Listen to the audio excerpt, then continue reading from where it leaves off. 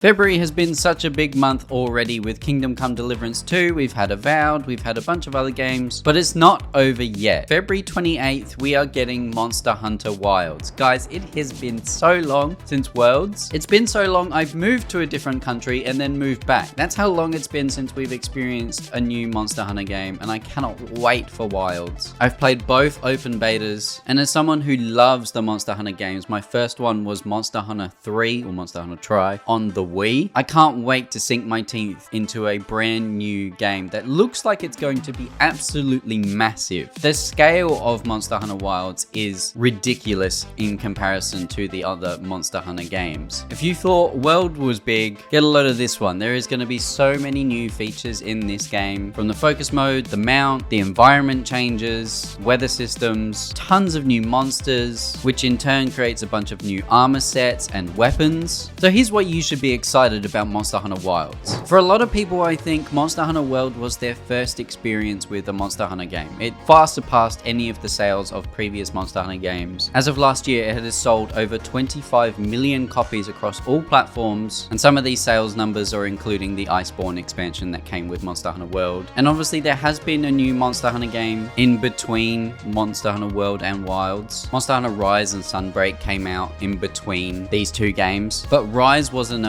mainline title. It's very much a side thing. It's packed full of content. If you love Monster Hunter, I recommend checking it out. Great on the Switch and everything to play portably. But in terms of scale, graphical fidelity, adding new content and things like that, it's nothing compared to World, and especially nothing compared to what Wilds will be. And after playing both open betas, I'm very, very excited for Monster Hunter Wilds to sink my teeth into it and actually start some progression. You know, with the open betas, we were sort of just freely experiencing the game. There was no crafting or anything like that, which is very much the meat of Monster Hunter, is you hunt these monsters and then you craft gear from the various materials you gather from them. That's what I love about Monster Hunter. So I'm very keen to get into that side of things when the game comes out. But after playing the entire open beta, I just wanted to give my thoughts on the actual beta itself and the content we were able to play. So here's some impressions on that I recorded shortly after playing the open beta for the first time. I first had to spend 25 minutes making my character, which thankfully will cross over into the full game when it releases. So I won't have to spend much more time fiddling with my character's looks. I can just jump straight into the hunting. And speaking of jumping straight in, this game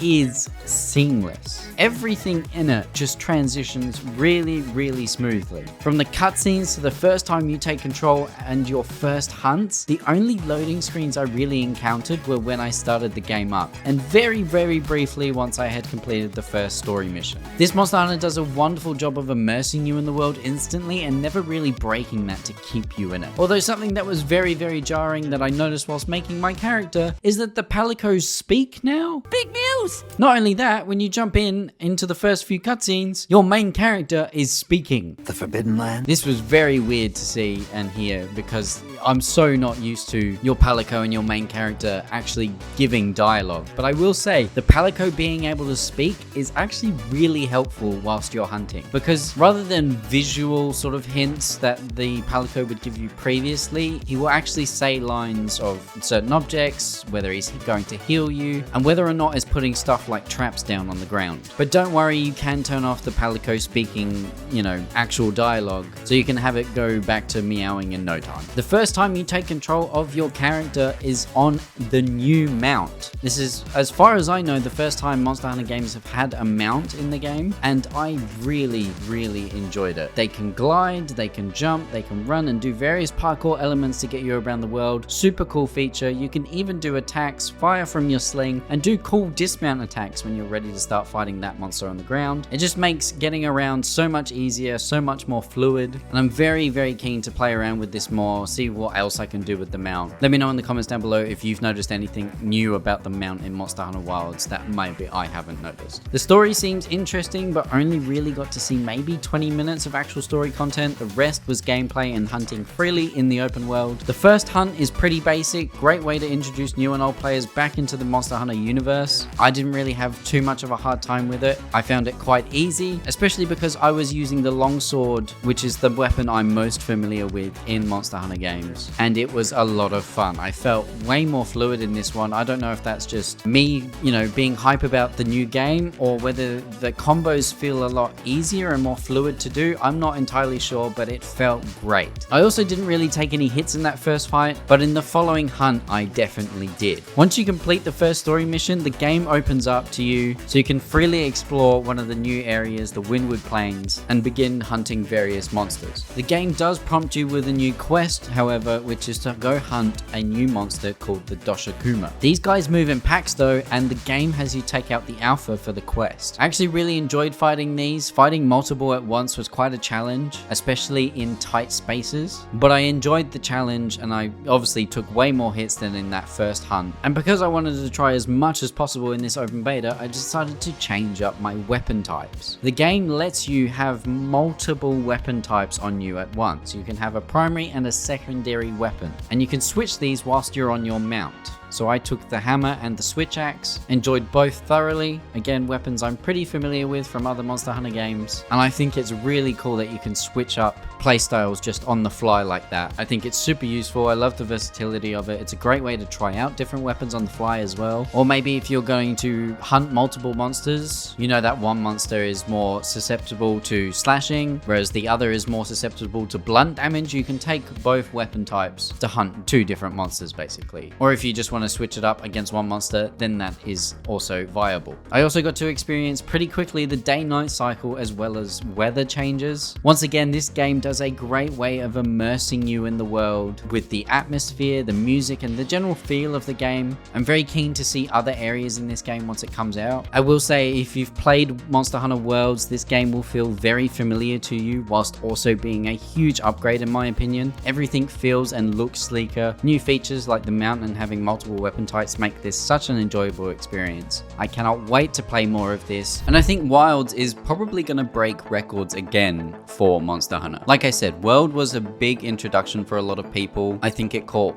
way more attention than Capcom were anticipating when it came to Monster Hunter games. Monster Hunter games in the past before World had been somewhat niche. They were very popular within its own circles, but when it came to the mainstream audience, I don't think it really held its own against other titles, whereas World really put Monster Hunter on the map. I have so many friends that played Monster Hunter for the first time with World and had never played a Monster Hunter game before that. So now that Monster Hunter has a bigger audience, Wilds is going to be absolutely huge. The open betas have already been packed full of players, and I think Capcom have really made the effort to level up the experience of Monster Hunter with Wilds. They're adding a ton of new monsters. They've got this whole new ecosystem with the weather changes and everything, which also change what monsters appear on different locations. Everything feels a bit more streamlined compared to World. Any new features that World introduced have been really fleshed out in Wilds, and even just playing the betas, this feels like it's going to be the best Monster Hunter game to date. And something I'm loving at the moment in the gaming industry is there seems to be a lot more focus on co-op experiences. There's less of the competitive side of things now. We had Helldivers last year. We've had a few co-op games in between then, which have been great fun. We've got Split Fiction coming out next month, and we've got Monster Hunter coming out in just a few days. And in my opinion, these are some of the best games, is when you can just play with friends, immerse yourself in the game, have these moments that you create on your own or with your friends. Something crazy might happen in the game and you're just losing your mind over it. That to me is some of the best gaming moments you can have. And these types of games like Monster Hunter and Helldivers are great for creating moments like that. So I highly recommend, if you have friends that are even slightly interested in Monster Hunter, pick it up. There will be up to 4 players that you can have at any given time. And even if you don't have enough players to fill that spot, they've got new support hunters, which are basically these AI players that will act as another hunter in your party if you can't fill enough spots with other actual players. So I'm very keen to get into this. I've got a couple friends that are really interested in Wild, so I'm sure we'll be playing the game together. And I, for one, cannot wait. Grinding out the armor sets, grinding out the weapons, experiencing all these new monsters. Guys, there are so many new monsters. It's actually crazy. Just for new monsters alone, we have the Arkveld, which is the main monster of the game. It's on the cover. The Jin Dahad, the Hirabami, the new Udra, the Rompopolo. Guys, I'm going to really mess up some of these names, and I apologize in advance. Ajarakan, Uthduna, Lala Barina,